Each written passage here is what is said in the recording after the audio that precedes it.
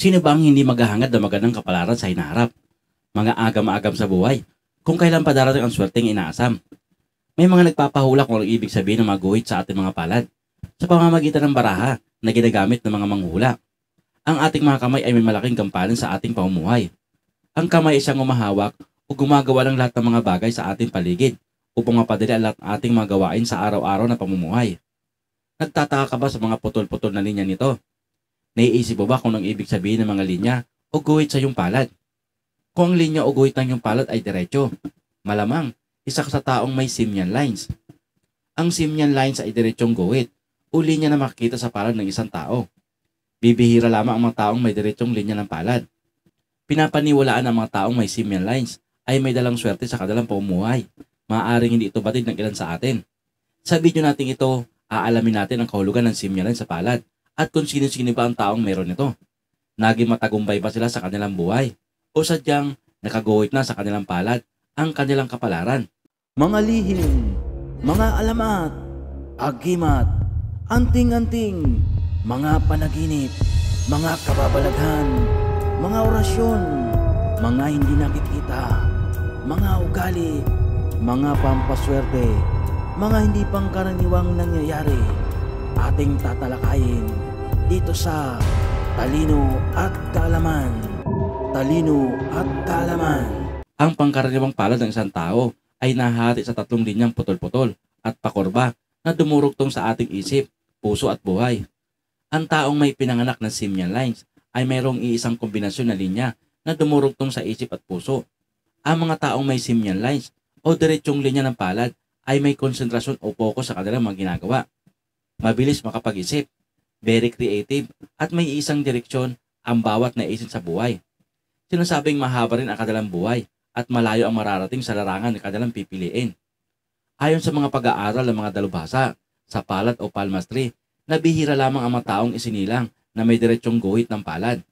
Isa lamang sa 30 sanggol na ipinanganak ay may simian lines ang palad.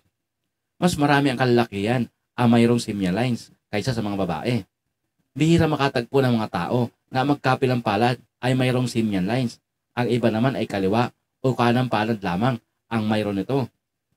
Mapalad ang mga taong may bukod tanging tuwid na linya sa kanilang palad dahil lang may merge o konektado ito sa isip at puso na may isang direksyon. Di kasama taong may simian lines ang makapag-isip ng lohikal o rasyonal na pananaw sa buhay. Nakukontrol nila ang kanilang emosyon at balanse ang kanilang kombinasyon ng puso at isip. Hindi agad-agad sila napaparalisan ng mga sitwasyon sa kanilang buhay. Malawak ang kanilang interes sa mga adikain. Alam nila ang mga kabuti sa kanilang sarili at kapwa. Sa katunayan, may ilang kilalang personalidad sa bansa ang mayroong simian lines sa palad. Isa na nga dito ang dating Pangulong Ferdinand Marcos. Maging si dating Senator Mar Rojas at si dating Pangulong Duterte ay mayroon din magkabilaang simian line sa palad. Maging ang mga sikat na personalidad sa ibang bansa gaya nga ni Britney Spears, Hillary Clinton, Robert De Niro, Tony Blair at Meghan Markle ay ilan lamang sila sa may simian line palad. Ang simian line ay madalas matatagpuan sa mga technician, mga doktor, sa mga surgeon, radiologist at dentista, sa mga engineer at mga scholar. Ang mga taong mayroon ito ay madalas nasa 130 ang kanilang IQ. Kadalasan, may mahusay itong paghatol at analytical na pag-iisip. Ang may double simian lines naman sa dalawang palad ay itinuturing ng mga taong may napakataas na potensyal para sa espiritual na pamumuno. Ang kanilang mga isip at damdamin ay nakadugtong sa ginagawa at matindi ang pag-unawa at pakiramdam nila sa mundo. Subalit sa kabila ng mga positibong katangian ng mga taong may simian lines, may mga posibilidad naman na magkaroon ng maikli at agresibong pag-uugali. Ang mga babae naman na may simian line ay maaari magkaroon ng magulong buhay pag-aasawa. Maaari rin makaranas ng iba't ibang paghihirap sa kalusugan.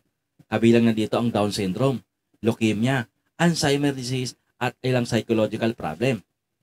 Hindi masama ang malaman natin kung anong kapalaran ang naghihintay para sa ating hinaharap. Ang mga guhit ng linya ng ating palad ay sumisimbolo lamang sa mga elementong maaaring nauugnay sa mga planeta, sa tubig, sa hangin, sa lupa at apoy, at buwan at mga bituin, sa mga mundong sophisticado at namabalot ng mga haka-haka, mga agam-agam sa ating pamumuhay at lipunang ginagalawan. Ayon nga sa kasabihan, you are the master of your soul. Tayo ang gagawa ng ating kapalaran. Tayo ang mamumuno sa buhay na gusto nating tahakin sa hinaharap. at tayo ang magtutuwid sa mga baluktot nating pananaw sa buhay. Kailangan lamang natin kumilos ayon sa ating kagustuhan at pagpapasya nang walang tinatapakang tao at pinangangambahan sa kasalukuyan at hinaharap. Maraming salamat.